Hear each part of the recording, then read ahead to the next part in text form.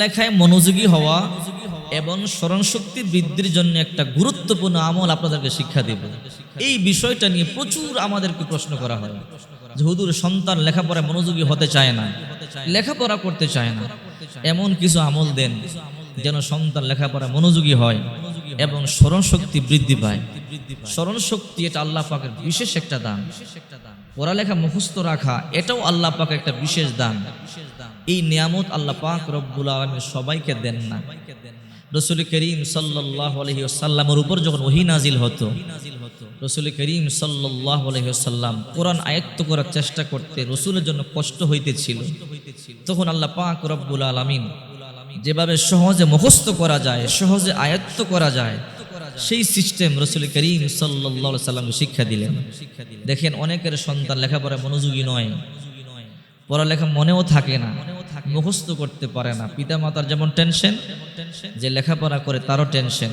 ক্লাসের অন্য একটা ছেলে মেয়ে 1 নাম্বার হয়ে যায়, আমার সন্তান 1 নাম্বার হতে পারে না, মন তো খারাপ হওয়ারই কথা। এই জন্য আমি আপনাদেরকে যে আমলটি শিক্ষা দিব, যদি আপনি করতে পারেন, আপনার সন্তান করতে পারে, ইনশাআল্লাহ আল্লাহ পাক রব্বুল আলামিন মাতার ব্রেন বৃদ্ধি করে দেবে, লেখাপড়ায় মনোযোগী হওয়ার তৌফিক দান করবে। আল্লাহ পাক রব্বুল আলামিন বলেন, ফাতাআলাল্লাহুল মালিকুল হক ওয়ালা তা'জাল বিল কুরআনি মিন ক্বাবলি আন ইয়াকদা ইলাইকা ওয়াহয়ু। আল্লাহ পাক রব্বুল আলামিন বলেন, সবকিছুর মালিক একমাত্র আল্লাহ পাক রব্বুল আলামিন। হে নবী, আপনার উপরে ওহী নাজিল যখন হয়, ওহী সম্পূর্ণ হওয়ার আগ পর্যন্ত ওহীকে আয়ত্ত করার জন্য, অর্থাৎ কোরআনকে আয়ত্ত করার জন্য আপনি তাড়াহুড়া করবেন না, আপনি দোয়া করুন। সূরা তাহার 140 নম্বর আয়াত আল্লাহ পাক রব্বুল আলামিন বলেন, আপনি দোয়া করুন, ওকুর রব্বি জিদনি ইলমা, হে আমার রব, তুমি আমার স্মরণশক্তি বৃদ্ধি করে দাও। যত বেশি রব্বি জিদনি ইলমা পাঠ করবেন, তত বেশি স্মরণশক্তি বৃদ্ধি পাবে। আল্লাহ পাক রব্বুল আলামিন বিশ্বনবী মুহাম্মদ সাল্লাল্লাহু আলাইহি ওয়াসাল্লামকে বললেন, ওগো নবীজি, আমি বুঝতে পেরেছি আপনার ওহী আয়ত্ত করতে বড় কষ্ট হয়, কোরআন আয়ত্ত করতে বড় কষ্ট হয়, আপনি আমার কাছে দোয়া করুন। এই কথা বলে ওয়াকুর রব্বি জিদনি ইলমা, যদি আপনি এই আয়াতের মাধ্যমে আমার কাছে দোয়া করেন, আমার কাছে সাহায্য চান, আমি আল্লাহ আপনার জ্ঞান বৃদ্ধি করে দিব, আমি আল্লাহ পাক আপনার মুখস্থ করার ক্ষমতা দিয়ে দিব। রাসূল করিম সাল্লাল্লাহু আলাইহি ওয়াসাল্লাম তখন দোয়া করলেন, ওয়াকুর রব্বি জিদনি ইলমা।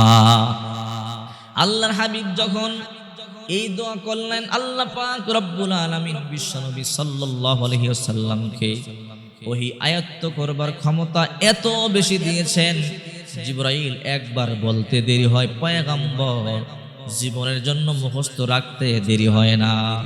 জিবরাইল বলতে দেরি হয়, আল্লাহ রাসূল সারা জনম আয়ত্ত রাখার জন্য যেমন মুখস্থ দরকার, ওই রকম মুখস্থ রেখে দেয়। মানুষ যেমন বাবাকে বাবা ডাকে, কোনোদিন বলে না, মাকে মা ডাকে যেমন কোনোদিন বলে না, ঠিক তেমনি ভাবে যখন আপনি বেশি বেশি পড়বেন, ওকুর রব্বি জিদনি ইলমা, আপনি যখন বলবেন, হে আমার রব, আপনি আমার জ্ঞান বৃদ্ধি করে দেন, মাথার ব্রেন বৃদ্ধি করে দেন, স্মরণ শক্তি বৃদ্ধি করে দেন, আল্লাহ তাআলা এমন বৃদ্ধি করে দিবে, যা পড়বেন জীবনে কোনোদিন ভুলবে না। সম্মানিত আমার ছাত্র ভাই বোনেরা, তোমরা যারা লেখাপড়া করো, তোমরা যখনই বই খুলবে, কোরআন শরীফ খুলবে অথবা কোনো কিতাব খুলবে, তখনই কয়েকবার দুরূদ শরীফ পাঠ করবে। দুরূদ শরীফ পাঠ করবার পরে কয়েকবার পাঠ করবে রব্বি জিদনি ইলমা, বিসমিল্লাহ সহ পাঠ করবে, বিসমিল্লাহির রহমানির রহিম, রব্বি জিদনি ইলমা, রব্বি জিদনি ইলমা, রব্বি জিদনি ইলমা, কমপক্ষে 3 বার পাঠ করবা। যদি তোমরা 3 বার পাঠ করো, এরপরে যখন তোমরা বই খুলবে অথবা কোরআন খুলবে, কিতাব খুলে পড়াশোনা করতে শুরু করে দিবে, আল্লাহ তাআলা দ্রুত মুখস্থ করবার ক্ষমতা দিয়ে দিবে। আল্লাহ পাক দ্রুত মুখস্থ করবার ক্ষমতা দিয়ে দিবে। এই জন্য বিশেষ করে আল্লাহর কাছে দোয়া করবেন।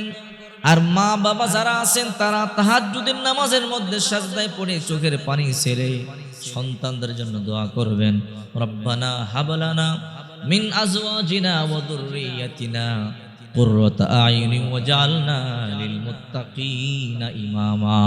সূরা ফুরকান 19 নম্বর পারা 5 নম্বর পৃষ্ঠা 6 নম্বর লাইনে 74 নম্বর আয়াত।